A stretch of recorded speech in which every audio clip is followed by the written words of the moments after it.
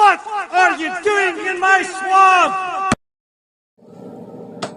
Hello everybody, this is Ogreboy, and I'm going to be doing my review for the 2001 movie Harry Potter and the Sorcerer's Stone, also known as Harry Potter and the Philosopher's Stone for people in the UK. But this movie follows titular character Harry Potter as he finds out that he's a wizard, and he goes to this magical school called Hogwarts, and most of the movie is this world building, introducing us to the wizarding world, and we're getting to see it for the first time through Harry's eyes, who's seeing it for the first time as well. And it's really great story. As the movie progresses, it shows him like going through his classes and becoming a star Quidditch player and all kinds of stuff, and he winds up in this mystery about the Sorcerer's Stone, which is this ancient stone that's being guarded at the school, and him and his friends are trying to stop somebody from stealing it. But this is a classic. I absolutely love this movie. I've been a huge Harry Potter fan ever since I was a kid. I actually didn't get to see this one in the theater when it first came out. I did get to finally see it in the theater a couple years ago. One of my local movie theaters was doing a special during the summer, and they played all of the Harry Potter movies over the course of the summer, and I got to see it then. But this has been one of my favorite movies ever since it first came out. I wasn't allowed to read the Harry Potter books when they first came out and stuff because my grandma was really against Harry Potter and stuff because of religious reasons and stuff. So I wasn't allowed to read them at first, and I ended up watching this one at a friend's house because I had burnt my arm and everything, and my family was going to an amusement park and I wasn't able to go, so I ended up staying at my friend's house, and we watched this movie because she got it on DVD that night. It was like the day that it got out on DVD and everything, so we watched it because I wasn't about to just go sit in another room and stuff and not hang out with her while everyone else is getting to have fun. So we watched it, and I instantly fell in love with this movie, and the Harry Potter franchise is like one of my favorite franchises of all time. It's in my top two. I debate between whether I like this one or Star Wars more. And this is kind of like the Star Wars of my generation. Like it was just such a great movie, and this movie is really great in building the characters up, and the world building is so great. Getting the introductions to all of these characters and everything, and it immerses you into the world within seconds. It's pretty much as soon as that first scene shows up with Dumbledore walking down Privet Drive and stuff, there's so many great moments in this movie. Like every scene is pretty much iconic. All the dialogue in here is memorable. Like I always remember it. Everything that everyone's going to say every time I watch it, like I can hear the lines in my head before they say them and everything. It's just such a great, iconic movie, and an excellent way to start the franchise. And out of the books and stuff, this is one of the best adapted ones too. Like it really does a good job at adapting that first book, and like the first 40 minutes of this movie is just them kind of introducing this world and stuff, and getting to know the characters and stuff. And we don't really get a lot into the Sorcerer's Stone plot until like the second half of the movie, like closer towards the end of the second act and everything. But I love how it just builds everything up, and there's never a dull moment in this movie from the very start. I just have a blast with it. It has such a great cast. These Harry Potter movies are known for their huge ensemble cast, and every single person in these movies are perfectly cast in their roles. I think every single one of them are perfect in this movie for each character they play. And this was the introduction to Daniel Radcliffe, Rupert Grint, and Emma Watson, and I love all three of them, especially Emma Watson. I've been in love with Emma Watson ever since I saw this movie for the first time. I remember the first time I watched this movie, she appears on that train. I was just all googly-eyed over her, and I've loved her ever since. She's the one celebrity that I just have a huge crush on. If you know me, you know that. But this was a movie that I fell in love with her, and I was 9 years old watching this movie for the first time, and I was like, man, this girl is something special, and everything. I won't say she's the best actress in the world, but she's perfect in Harry Potter. Like, she never gave a bad performance in any of these movies to me. But in some of her movies as an adult, sometimes her acting is a little iffy, mainly when she's trying to do American accents, but she's still a great actress, so, and she's excellent as Hermione. Nobody else could play Hermione as good as her. And same can be said for Daniel Radcliffe and Rupert Grint as Harry and Ron. They're both perfectly cast, and everything. All the adult actors are great in here. Richard Harris as Dumbledore is excellent, although I kind of think I like Michael Gambon's Dumbledore a little bit more, but he's really perfect in the first two installments as the more quiet version of Dumbledore and everything. But I think as the series progressed, they needed someone like Michael Gambon who was more lively and stuff. So I think both actors did a great job. I'll talk more about him when I get to the movies that he's in. But Richard Harris, I think, was great in this movie and Chamber of Secrets. And Professor Mcgonagall, played by Maggie Smith, is one of my favorite characters. At first, when this movie came out, I didn't like her. I always thought she was just too strict and everything. And you watch it from a kid's point of view, you kind of be like, okay, she's kind of mean and stuff. But watching it now as an adult, I just really appreciate her, and she's just a really lovely character and everything. And then, of course, one of the other highlights of this movie is the late Alan Rickman as Severus Snape. He's just absolutely perfect in the role of Snape. Nobody else could have played him as good as he did. He's just absolutely perfect in every way and everything. And Snape is actually one of my favorite characters in the franchise. I absolutely love him. If you would have told me that 20 years ago that I would be saying that, I would have said you're crazy, because I did not like Snape as a kid, but I love him now and everything. And I love, Alan Rickman knew a lot of stuff that was going to happen, pretty much knew everything about Snape before the books were finished and stuff, and he incorporated a lot of that into all of the movies. And it's really fun going back and watching movies that came out before that last book came out and noticing the little details he sprinkles in there, like little movements and stuff, or ways he looks at Harry and stuff. Like you see a lot of the stuff that goes on later in this franchise and everything. And also Robbie Coltrane as Ruby as Hagrid is another one of the best and everything. I actually always kind of feel like Hagrid kind of got the short end of the stick. Like, Harry named all of his kids after all these different people and stuff, and Hagrid didn't get any kids named after him. It's like Hagrid was there from the very beginning, before Dumbledore and Mcgonagall were even around baby Harry in the first movie. Hagrid was the one that brought him to them to put on the Dursleys' doorstep, and Hagrid just doesn't get the love he deserves. And I've always really loved Hagrid.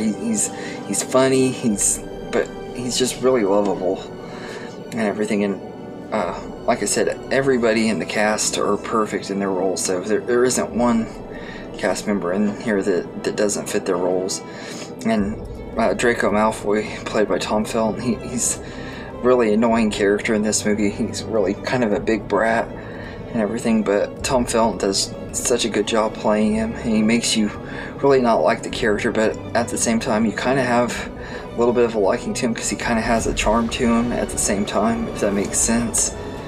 But all of them are just great, and I absolutely love the casting here. Warwick Davis as Professor Flitwick is great. He doesn't have a lot of screen time, but he's really great. And he also plays one of the goblins at Gringotts, which is cool too.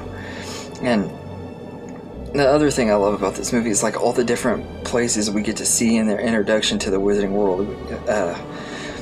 Diagon Alley, the platform 9 3/4 Hogwarts Express, all the different areas at Hogwarts and stuff. It just, all the sets and stuff are amazing in this movie. I know some of them were filmed on location in different places and stuff, but they did a really great job with the sets and stuff in this movie.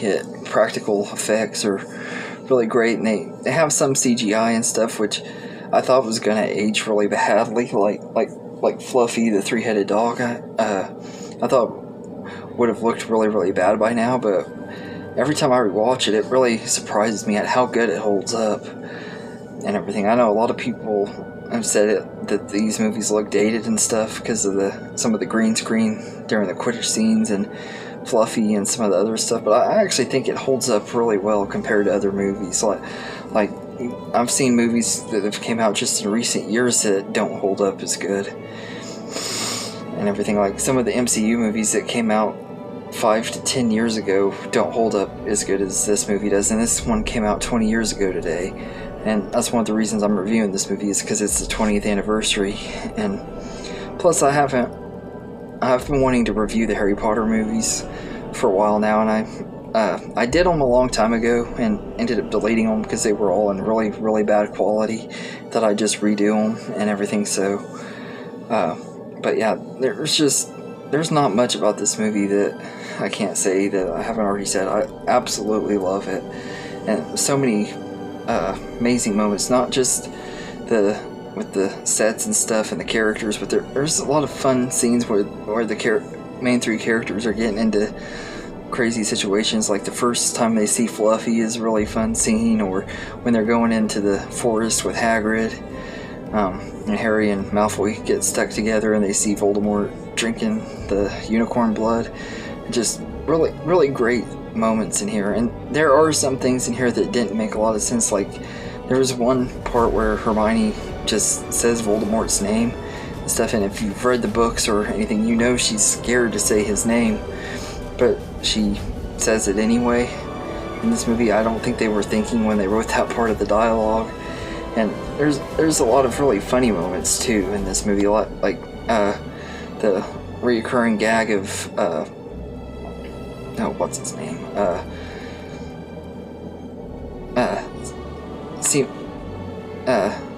Seamus Finnegan.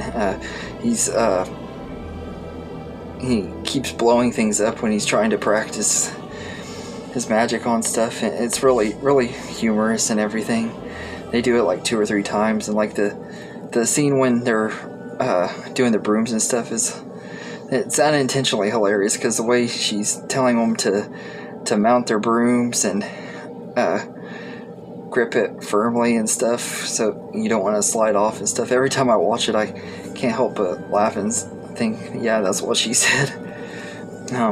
But there's like some really funny moments in here too, like I said, the stuff with Seamus, I hope I'm saying his name right, or Seamus or something like that. But when he blows stuff up is really funny, and a lot of the stuff with Ron and Hermione is hilarious. Like it's Leviosa, not Leviosa. That scene cracks me up every time, and also that troll scene, it holds up really well too. Because rewatching, I was like, that troll is gonna look really bad now, I bet, because I hadn't watched it in a couple years since I got my new TV, because I got a better TV, and I'm watching them on Blu-ray where the picture is even more clear and stuff, but it holds up very, very good. They did a really, really great job with the visual effects, and I'm guessing as big as the budgets are on Harry Potter, they wasn't that hard to do to make great visual effects. I think the CGI holds up really great in this movie. And also, you can't talk about Harry Potter without mentioning the amazing score by John Williams. His iconic score is just absolutely perfect. And to me, it ranks up there with his scores for Indiana Jones and Star Wars and Jurassic Park and everything. It's like one of his best scores. The music he does for this one and the next 2 Harry Potters are just some of the best. and everything. I absolutely love his score, especially the theme music, which is called Hedwig's theme. I absolutely love it, but I love all of the music in here, and it's a really great movie. Chris Columbus did a really great job directing it, and I heard that when they were making this movie and stuff, that he originally wanted to have Robin Williams in here as playing Ruby as Hagrid, and as much as I love Robin Williams, I don't think he would have fit the part. I think they did the best thing by making it be Robbie Coltrane, but that would have been an interesting thing to see. And I also heard that they had talked about having him play Lupin as well, which would have been an even more big miscast in Prisoner of Azkaban. But it's kind of cool going back and looking at seeing the different behind-the-scenes things about Steven Spielberg almost directed this movie, which it would have been a totally different movie, and I'm really glad that he didn't direct it. It probably wouldn't have been, I probably wouldn't have liked it, because he wanted to do things so differently, and it would have ruined the movie. And as much as I love Spielberg, everyone knows I'm a giant Spielberg fan, but he would have ruined the movie if he would have been the one directing it. But yeah, this is just, it's a classic. I absolutely love Harry Potter and the Sorcerer's Stone. It's been one of my favorites ever since I was a kid. And I want one of those kids fortunate enough to really grow up from the very beginning with the books and stuff. But right after I saw the movie and I finally got the okay from my grandma, I was hooked on Harry Potter ever since then. I had caught up on all the books and everything. In fact, the Harry Potter books were really what got me into wanting to read on my own and stuff. Like, I had trouble learning how to read and stuff, but once I saw these movies and stuff, I wanted to read the books, and that's really what got me into reading too. So I have a deep love for this franchise and everything. I might review the books sometime. I'm thinking about rereading them. I've never really done book reviews before, so I don't know if I'm going to, but I'm thinking about it. But I absolutely love Harry Potter and the Sorcerer's Stone. It's really, really great movie, and really great way to build up this world and introduce these characters, and great first installment and everything. And I was a perfect age when this movie came out. Like, pretty much anybody who grew up in the 90s and early 2000s probably loved Harry Potter. Most kids I know did. And there's just something really special about these movies to me and everything. So, yeah, so I'd give Harry Potter and the Sorcerer's Stone a 10 out of 10. It's just a great movie, and to me it's a true masterpiece. One of the best fantasy movies of all time. But anyway, let me know in the comments what you think of this movie, and I hope you enjoyed this video, and have a good day, everybody.